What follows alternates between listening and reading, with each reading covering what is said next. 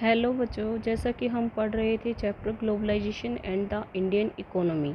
इस चैप्टर में हम ग्लोबलाइजेशन का मीनिंग पढ़ चुके थे, जिसमें मैंने आपको बताया था कि ग्लोबलाइजेशन एक प्रोसेस है जिसमें कंट्री की इकोनॉमी वर्ल्ड की इकोनॉमी के साथ जुड़ जाती है। फिर हमने इस चैप्टर में पढ़ा था कि किस तरह से हम मार्केट में देख रहे हैं, हमें वाइडर चॉइस ऑफ गुड्स हैं वो अवेलेबल हैं हमारे सामने। हम कोई भी चीज़ लेने जाते हैं, ब्रांडेड चीज़ें हैं, कई प्रकार की वेराइटीज़ हैं उसी में मिल जाती हैं। ये सब किसकी वजह से पॉसिबल हुआ है? ग्लोबलाइजेशन की वजह से। तो मैंने आपको बताया था कि ग्लोबलाइजेशन है वो मल्टीनेशनल जो कंपनीज़ हैं उनकी वजह से ही हो पाया है। एमएनसीज जिनका ऑफिस एक कंट्री में होता है और जिनकी ब्रांचेस हैं वो दूसरे कंट्रीज़ में भी होती हैं। तो मल्टीनेशनल कंपनीज़ के बारे में हम डिस्कस कर चुके थे कि इनके पास ह्यूज अमाउंट ऑफ मनी होती है और किस तरह से ये लोकल कंपनीज़ को ख़रीद लेती हैं या उसके साथ कोलैबोरेशन कर लेती हैं, पार्टनरशिप कर लेती हैं या फिर स्मॉल प्रोड्यूसर को ऑर्डर देकर और चीज़ें बनवा कर अपने नाम से बेच देती हैं। तो किस तरह से वो दूसरे देश के प्रोडक्शन पर अपना कंट्रोल करती हैं।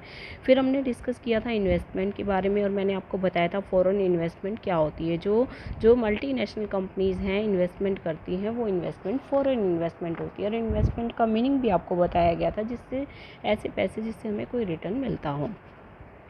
फिर हमने बात की थी फॉरेन ट्रेड की और आपको पता है हम बात कर रहे थे किसकी? फॉरेन ट्रेड में लिबरलाइजेशन की। लिबरलाइजेशन का मतलब मैंने आपको बताया था कि जो हम फॉरेन ट्रेड करते हैं, जो फॉरेन इन्वेस्टमेंट होती है वो सब फ्रीली हो, उस पर किसी प्रकार का बैरियर है वो सरकार ना लगाए। हाँ, हम इंडिपेंडेंट हुए थे तब सरकार ने ट्रेड बैरियर लगाया था, टैक्स लगाया था इंपोर्ट्स पे, ताकि हमारी जो लोकल इंडस्ट्री है वो फल फूल सके। फिर हमने बात की थी वर्ल्ड ट्रेड ऑर्गेनाइजेशन के बारे में। ये एक इंटरनेशनल ऑर्गेनाइजेशन है और जिसका काम है जो व्यापार है, फॉरेन ट्रेड है, उसको लिबरलाइज करना।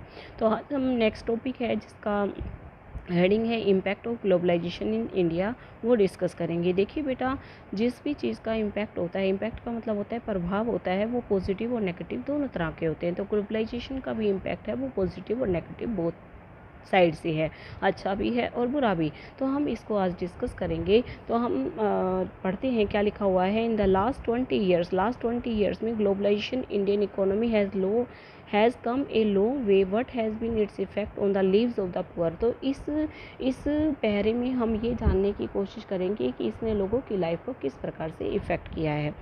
Globalisation and greater competition among producer both local and foreign producer has been advantage to the consumer. जैसा कि मैंने आपको बताया था कि ग्लोबलाइजेशन है उसकी वजह से क्या होता है, कंपटीशन होता है। कंपटीशन किसके बीच में? लोकल प्रोड्यूसर के बीच में और फॉरेन प्रोड्यूसर के बीच में। दोनों क्या चाहते हैं? दोनों अच्छे से अच्छा प्रोडक्ट बनाना चाहते हैं। लोकल प्रोड्यूसर चाहता है वो इतना अच्छा प्रोडक्ट बनाए कि कंज्यूमर ले ले, और फॉरेन प्रोड्यूसर चाहता है वो इतना अच्छा प्रोडक्ट कम कीमत पर उपलब्ध रहे जिससे कंज्यूमर खरीद ले। अल्टीमेटली एडवांटेज किसको मिलती है? कंज्यूमर को। तो यानी कि हम कह सकते हैं कि इसका पॉजिटिव इम्पैक्ट ये है कि इसकी एडवांटेज है कंज्यूमर को मिलती है। पर अगर हम देखें तो वेल ऑफ सेक्शंस होते हैं जो अर्बन एरियाज़ में, यानी कि सिटीज़ के अंदर जो अमीर लोग होते हैं सिर्फ वही इसका फ़ायदा उठा पाते हैं। क्योंकि आपने देखा होगा फॉरेन ट्रेड जनरली किसका होता है? महंगी वस्तुओं का होता है। मोबाइल फ़ोन्स, रेफ्रिजरेटर, कोई मशीन्स, ऐसी चीज़ें हैं वो ज़्यादा आती हैं दूसरे देशों से। जो गरीब लोग यूज़ करते हैं ऐसी चीज़ें हैं वो नहीं आती, कम आती हैं। There is greater choice before this consumers. बहुत ज़्यादा चॉइस होती है कंज्यूमर के सामने, उसको अच्छी क्वालिटी की, इम्प्रूव्ड क्वालिटी की चीज़ें लोअर प्राइस पर है वो मिल जाती हैं। As a result this people today enjoy very high standard of living. देखिए, ग्लोबलाइजेशन की वजह से लोगों का स्टैंडर्ड ऑफ लिविंग है वो बहुत ही अप हो चुका है।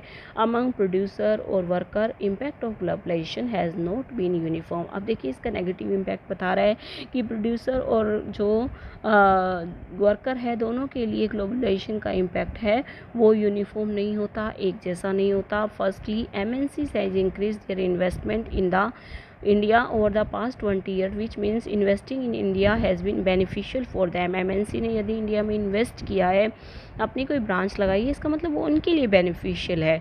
एमएनसीज हैं वो इंटरेस्टेड थी इंडिया के अंदर cell phones, automobiles, electronics, soft drinks, fast food services such as banking in urban areas. इस तरह से ये सारी फैसिलिटी किसके लिए होती हैं? वेल ऑफ बायर्स के लिए होती है। In this industry and service new job have been created. अब आपको पता है कि इससे नई नई जॉब्स क्रिएट हुई, एमएनसीज़ ने कंपनीज लगाई।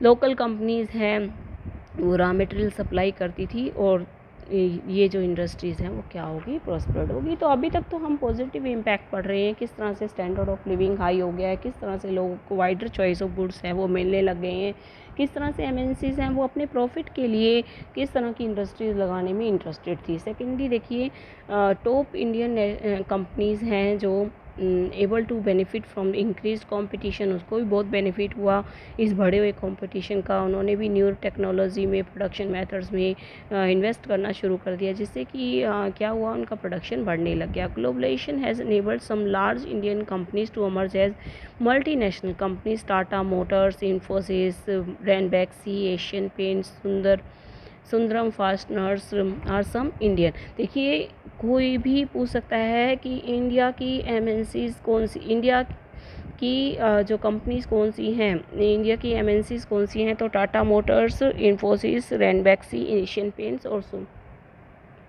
रैनबैक्सी, ठीक है, जिसने अपने वर्ल्ड वाइड अपना जो ब्रांचेज़ हैं वो खोली हुई हैं।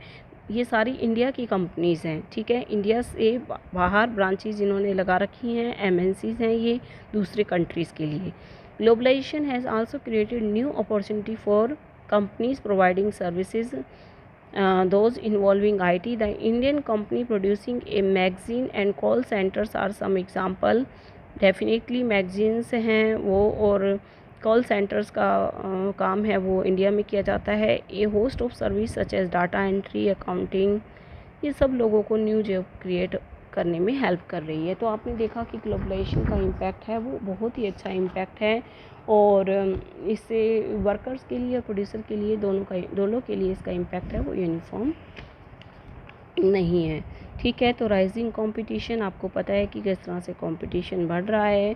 मल्टीनेशनल कंपनी के आने से लोकल प्रोड्यूसर चाह रहा है वो अच्छा बनाए, फॉरेन प्रोड्यूसर चाह रहा है कि वो बहुत अच्छी चीज़ बनाए, तो इस तरह से कंपटीशन बढ़ रहा है। The condition of work and hardship of the worker described above have become common too. आपको पता है, जब एमएनसी है वो अपने प्रॉफिट के लिए काम कर रही है, वो अच्छी कंडीशन नहीं देती काम करने की, वर्कर्स को अच्छा पैसा नहीं देती काम करने के लिए।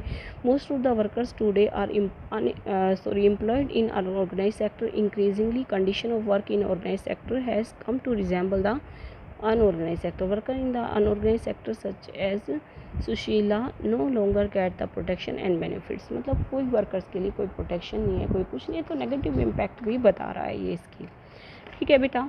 तो ये था इम्पैक्ट ऑफ ग्लोबलाइजेशन, जिसमें आपने देखा कि लोगों का स्टैंडर्ड ऑफ लिविंग हाई हो रहा है, लोगों को वाइडर चॉइस ऑफ गुड्स मिल रहे हैं, लोग हैं उनको एडवांटेज मिल रही है कंज्यूमर्स को, किस तरह से कंपटीशन इंक्रीज़ होने से अच्छी चीज़ें हैं वो अच्छी क्वालिटी की लो प्राइस पे हमें मिल पा रही हैं, ठीक है। तो नेक्स्ट वीडियो में लास्ट टॉपिक है बेटा ये, the struggle for a fair globalisation, इसको हम पढ़ेंगे अपने अगले वीडियो में। Thank you so much.